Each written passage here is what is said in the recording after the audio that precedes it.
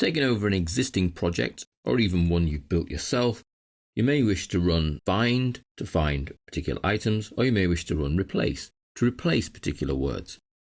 So if we take the My Bedroom Find file, if you want to run a find because there's quite a few tasks and you want to find a particular piece of text in your tasks, then we can simply run the find tool, which is either Ctrl F to bring up find, or on the task ribbon right at the top right here, there's a pair of binoculars and we're looking for find.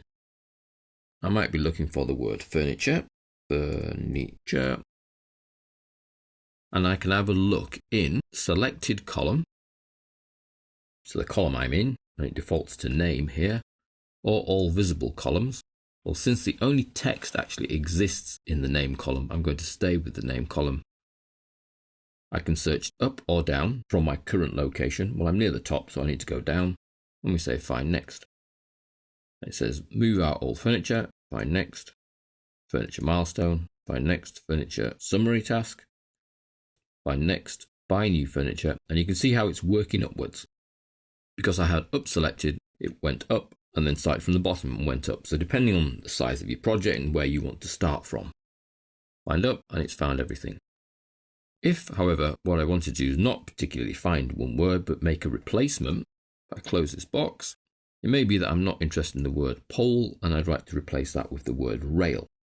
So I need to run replace. Now there's a couple of ways of getting into replace. Either from the little binoculars here, there is a drop down where I can choose replace, or Ctrl H brings the same dialog box up, or I can do a normal find, put pole in, say find next, let's go down this time, find next. It finds a pole, and then we can choose to either find next or choose replace from here, which converts our find box into a replace box, which pretty much is exactly the same except for this new line of replace with, and I want to replace pole with rail. And then I have a choice of either replacing this particular occurrence or all occurrences. Let's go for this one. And you see it then finds the next one, which I'd like to replace that one as well. And then we've finished. Now if I wanted to use the replace dialog box to swap one word for another entirely without searching through, then I can come straight into this replace box. So let's close that. Ctrl H straight in, so it remembers the last setting anyway.